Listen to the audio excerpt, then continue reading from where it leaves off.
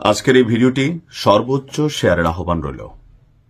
দেখেন, জানতে হবে, অনেকেই ভাবেন যে ভাই এই সকল বিষয় নিয়ে আমাদের কথা বলা উচিত না, কিন্তু সামাজিক দায়বদ্ধতার দায়িত্ব থেকে আমি এই ভিডিওটি করছি। আর আপনারাও একজন সুষ্ঠু একটা বাংলাদেশ দেখতে, সুস্থ আগামী আমাদের ভবিষ্যৎ প্রজন্মের জন্য এই ধরনের সংস্কৃতি যেন আমাদের কালচারে মিশে না যায়।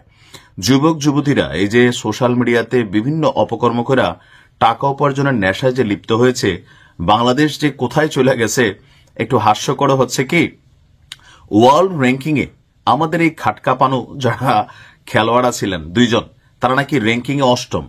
হ্যাঁ, আবার আপনারা অনলাইনে গিয়ে সার্চ টার্চ করেন না। যাই হোক, এরা কারা, এদেরকে নিয়ে আজকের এই প্রতিবেদনে কিছুটা চাঞ্চল্যকর তথ্য আপনাদের সামনে উপস্থাপন করছি। তবে আমি আবারও বলি যে আপনি যাই করেন, ইন্টারনেট প্রযুক্তি ব্যবহার করে সরকার এগুলা কিন্তু নজর রাখে। আর এদেরকে আমরা সমাজের সামনে পরিচয় করে দিতে চাই যে এই লাইনে যারাই হাঁটবেন তারাই সারা বাংলাদেশের মানুষের কাছে ওয়াক্থু এই টাইপের পাত্রতে পরিণত হবেন। দর্শক, গতকালকে থেকে দুইজন কাপলের ছবি সোশ্যাল মিডিয়াতে ভাইরাল, যে আন্তর্জাতিক কি বলা হয় যে নীল ছবির যে জগৎ আছে, সেই জগতে ওয়ার্ল্ড র্যাঙ্কিং এ অষ্টম বাংলাদেশের দুই কাপল।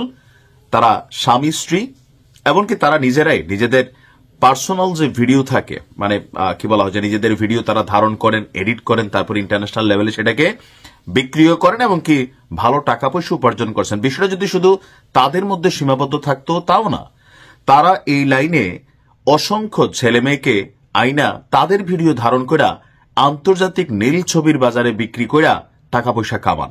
অবশেষে সিআইডির হাতে গ্রেপ্তার হওয়া যুগলের পরিচয় হচ্ছে যে নারী, তার বাড়ি হচ্ছে মানিকগঞ্জের হরিরামপুর উপজেলায়। তবে ওই ঠিকানায় গেলে দেখা যায় সেটি কিন্তু তার প্রথম স্বামীর বাড়ি। একটা কথা ছিল যে, আচ্ছা যাই হোক, কথাটা বললাম না। আর তার শ্বশুর নিশ্চিত করেন, মানে সাবেক শ্বশুর, যে এই মহিলা তার পুত্রবধূ ছিল। তার বক্তব্য হচ্ছে একদিন সে বাড়ি ছেড়ে চলে যায়, 8 বছর হয়ে গেছে, সে আর ফিরে আসেনি।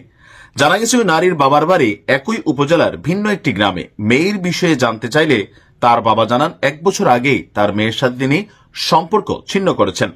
তার ভাষায়, গত 1 বছর এই মেয়ের সাথে আমরা কোনো যোগাযোগ রাখিনি, আমি তাকে ত্যায্য করেছি। আর কে এই পুরুষ খেলোয়াড়? জাতীয় পরিচয়পত্রের তথ্য অনুযায়ী চট্টগ্রামের আনোয়ারা উপজেলায় জন্মগ্রহণ করেছে এই ছেলে। তার বিষয়ে স্থানীয় এক বাসিন্দা বলে, সে হচ্ছে অন্ধকার জগতের মানুষ, ওর কারণে আমাদের গ্রামের নাম খারাপ হচ্ছে। স্থানীয় জনগণের বক্তব্য, তার পুরো পরিবার বিভিন্ন ধরনের অপরাধের সাথেই জড়িত।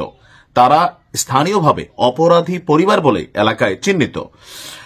তার বাবা একসময় রিক্সা চালাতেন, কিন্তু তাদেরকে এখন দেখে মনে হয় তারা যেন কোটি টাকার মালিক। আপনার গত 25শে আগস্ট মাদক সংক্রান্ত একটি মামলায় ওই পুরুষ সদস্যকে গ্রেপ্তার করেছিল চট্টগ্রামের আনোয়ারা থানায় দায়ের করা একটা সাধারণ ডায়েরির ভিত্তিতে। তবে এর কয়েকদিন পরেই মুক্তি পায়, কিন্তু এরপরেই তার সম্পর্কে চাঞ্চল্যকর তথ্য উঠে আসে। বাংলাদেশ থেকে পরিচালিত একটি আন্তর্জাতিক নীল ছবির ওয়েবসাইটের সঙ্গে যুক্ত হয়ে অশ্লীল কন্টেন্ট এবং প্রচারের অভিযোগে তাদেরকে পুলিশ গ্রেপ্তার করেছে। পুলিশের পক্ষ থেকে বলা হয়েছে, ওই দম্পতি বিদেশে একটি ওয়েবসাইটে নিয়মিত নীল ছবির কন্টেন্ট আপলোড করতেন। তাদের পরিচালিত চ্যানেলটি বিশ্বের জনপ্রিয় নীল ছবির সাইটগুলোর মধ্যে অষ্টম। আর বাংলাদেশে বসেই ভিডিও ধারণ, সম্পাদনা, আপলোড করতেন, এমনকি বিপুল অর্থ তারা উপার্জনও করেছেন। আর এ নিয়ে দ্য ডিসেন্ট নামক একটি সংবাদপত্রে তাদের এক প্রতিবেদনে এই বিষয়টি সামনে আসলে, পুরুষ, তার বয়স 28, তার বউয়ের বয়স হচ্ছে 27, এই দুজনকে পুলিশ গ্রেপ্তার করেছে, এমনকি ব্রিফিং দিয়েছে। আমরা তাদের নাম বললাম না কেন, জাতি হিসাবে বাঙালি বড় ব্লুটুথ, আপনারা অনলাইনে সার্চ করবেন, ইতিমধ্যে হয়তো অনেকে নামও জেনেছেন। তবে এখান থেকে একটা জিনিস শিক্ষণীয়, যে তলে তলে যে বাংলাদেশে কি হচ্ছে, বা আগামীর বাংলাদেশে আমার আপনার সন্তানদের জন্য এই যে জগৎ মিডিয়া প্ল্যাটফর্ম, সেটা কতটা খারাপ দিকেও ধাবিত হতে পারে। আমরা মনে করি যে এগুলোর সর্বোচ্চ শাস্তি হওয়া উচিত, যেন অদূর ভবিষ্যতে কেউ এই ধরনের কন্টেন্ট নির্মাণ করতে অথবা এগুলাকে বিপণন বা বাজারজাত করতে 101 বার চিন্তা করে। আশা করি যারা দেখার তারা দেখবেন। আসসালামু আলাইকুম।